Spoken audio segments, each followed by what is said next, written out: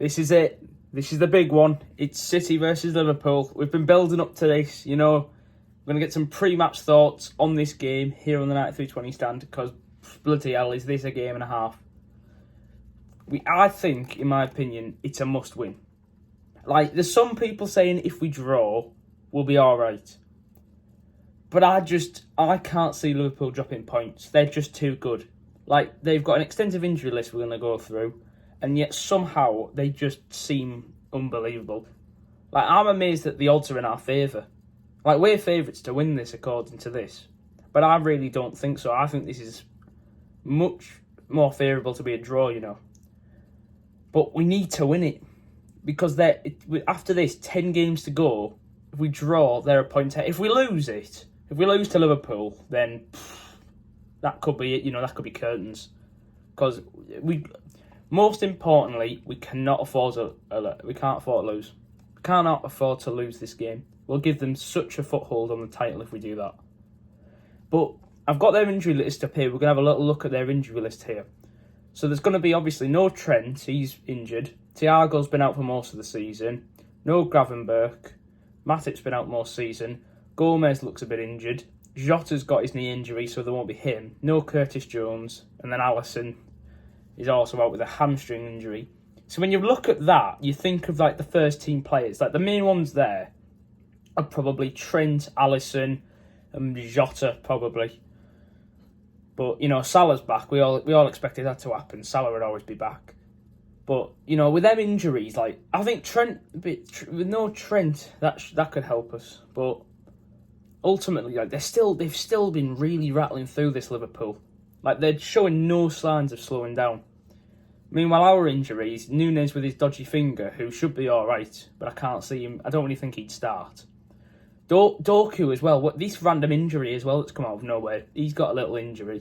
And obviously Jack has his groin injury. So our two left wingers, we've got none. Doku and Grealish are both out for this game. Which, to be fair, you know, Doku might have been a bit too explosive for a game like this. But Jack, we really could have used Jack today. I mean, tomorrow. Because we needed that control. Because I've got a City predicted lineup here by Alex MCFC here. So according to this, he believes that this is how we're gonna set up. Now I can see I can see Bernardo pushing up near De Bruyne and Stones moving in. But the two key positions that we need to have a look at is Alvarez and Kyle Walker. Now obviously Alvarez played there against Copenhagen. I thought he did quite well out on that side. Bit of luck for his goal, good assist. But, you know, ultimately, I think he can do the role. You know, I think he's got that control. He's played as a midfielder most of this season, really, with De Bruyne's absence. So I think he's got that sort of, like, control element nailed down. So I wouldn't be too concerned seeing him out wide there. And the other main one is obviously Kyle Walker, who we know hasn't really had the best of seasons, if we're being honest. It's been a bit on and off, especially with the news of him and his wife and partners, so that's really has knocked his mentality a bit. So it is a case of, do we line up with that back foot, or is Manuel Akanji a consideration? We've also got a predicted lineup here as well for Liverpool, which I'm going to compare against this. So this is from a Liverpool fan here, which I think that front three is pretty nailed on. Luis Diaz, Darwin Núñez and Mohamed Salah. I think that is the front three. So I think the main battles we need to look at is Luis Diaz up against Walker or Akanji, and then Mo Salah up against Nathan Ake, who we know can do a shift. I think Nathan Ake can deal with an injured Mo Salah, because this is going to be Salah's first game back. I know he has something against us, where I feel like he loves turning up in this fixture, but I feel like just easing back from an injury with Nathan Ake in the prime of his life, I think Ake can really shut him down. As for the midfield, you know, McAllister, Szoboszlai and Endo, which, like, honestly, if you'd have told me that would be top of the league, that midfield start of the season, I'd have been like, no way. 3 fresh new signings just slipped in like that. Like, fair credit to Jurgen. Like, the way he's made that team work is amazing. And then this is really where we can have a go here. Robertson, Van Dijk, Gomez and Connor Bradley. Like, come on. apart from Van Dijk, Robertson, Gomez, Bradley, like, who's going to go up against Robertson? Phil Foden. Foden is in the form of his life. He should be able to take Robertson pretty comfortably. I know Robertson's incredible, but I think Foden can catch him out. And then whether it's Alvarez or possibly Nunes out on the left-hand side against Conor Bradley. Like, he's been good, Conor Bradley, for them, but I'm sorry, but we should be getting through them. And then Joe Gomez, because Canate picked up that knock against Sparta Prague. Like, we really need to take advantage of this. They're a weakened side. We need to take advantage. We're next to full fitness. And they're a very, very limited team. Like a very weak back line. Salah just coming back from injury. Even their reserve keeper in net, Kelleher, he's done well. But Haaland against Kelleher, come on, he's got to finish some chances against him. He's got to. It is such a crucial fixture, this. But yeah, the big question is, do we play Walker or a Kanji? Because on the one hand, you've got Walker. He's got the pace. I'm not sure how quick Luis Diaz is, to be fair. I'm not really too familiar with how fast he is. He seems. I think he's quite a fast player. I should really should have done some research on him. But I think he's quite a fast player, Luis Diaz. However, I've seen a fair few amount of Liverpool fans complaining about his end product this season. So if Walker can lock him down, that's good with his pace. But then on the other hand, you've got a Kanji, who I think has been our best defender this season. I think Nathan Ake and Manuel Akanji, they're our two best defenders. Ruben's having a bit of an off-season. Stones has been injured a little bit. So I think it's really... That's why I feel like...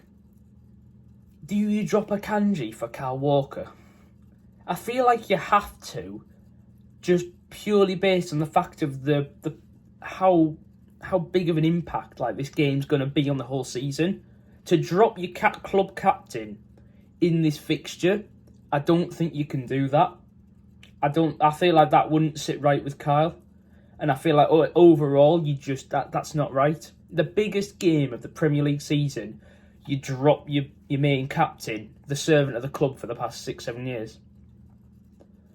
Like, you can't. I don't think you can do that. So I think Kyle will start. I think he's got to start. So the main one's going to be probably Kyle versus Diaz, then Alvarez versus Conor Bradley. And I think Alvarez can have Conor Bradley, I really think he does. But he's not used to playing out on that left as often as I'd have hoped.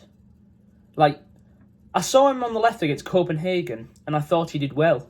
And I was really surprised to see him out wide, because I'm sure I've read before that he's not comfortable out there. I'm sure that's why we've never really seen him in that position.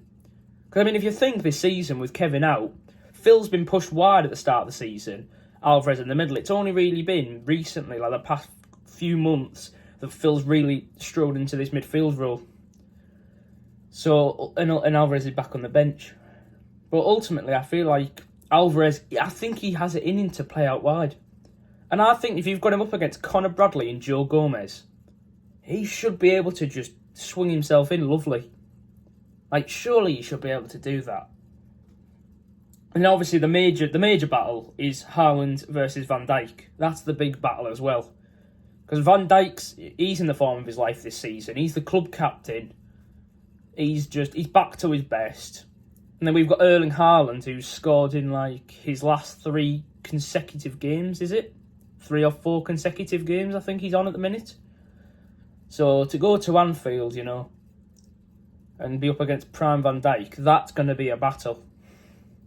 I mean, he scored against him at the Etihad, which we should have won that game. That was during our wobbly period where we just got draw after draw. But I think Haaland get past Van Dijk, and I think one-on-one with Kelleher, Haaland wins that. So ultimately, I'm quite comfortable. When you look at that back line, if there's any season for us to get to win at Anfield in front of a crowd, it's this season. And of all seasons, this is probably the season where we have to win the Anfield leg. Normally, we normally write off the Anfield game and we just win everything else. And that's how we beat them to the title. But I don't think that's it this season. I think this season is we have to win at Anfield. Win at Anfield, beat Arsenal at home, and I think them two drop 3 points each. We gain 6. I think that's it. I think that's what we need to win this. So ultimately, it's to draw or a win, a loss, it's over. We cannot lose this game. We seriously cannot lose. Putting them 4 points up at the top would just be that would be it. That we would really be on thin ice in relation to winning the league. But it's close. Anything can happen, really. Anything can happen. I mean, if you look at the head-to-heads, at the minute we've won the last 3 games against them. Oh no, we've not. We were unbeaten in 3. A draw this season, 2 wins last season, and then the 1-0 loss at Anfield. So we were unbeaten since the Anfield game, where a certain somebody did a Steven Gerrard impression. So I think we've got it in us. I really think we do. We say this more seasons when we go to Anfield, saying I think it's this year, but nah, this is it. I think this means a lot. This is the 4-peat. But the thing is, we've got the 4-peat on the line, but Klopp's got his farewell tour that Sky call it on the line. I tell you, the narrative will just be Klopp on Sunday. There won't be a mention of the thing. It'll just be constantly this is Klopp's farewell to Liverpool, City at Anfield. So there's a lot on the line. I tell you, the narrative is really pushing for Liverpool to win this league. They would love the narrative to be Klopp to go out on a bang and win the league in his final season. So there is a lot of pressure riding on it for Klopp and for us, really. His integrity of going out on a bang and us breaking the record of a 4 in a row. Which I don't know if it's possible, I'll be honest. I believe in us, but I think this could be I think there's more chance of a back-to-back UCL than there is for the 4-peat in the Premier League. But I'm still holding hope. And even like I say, if we draw on Sunday, I'll be just as content. Because it still means we're only a point behind. We win our games. They drop to someone like Spurs, Villa. We've got to go to Spurs and win as well. So our fixtures are really tricky.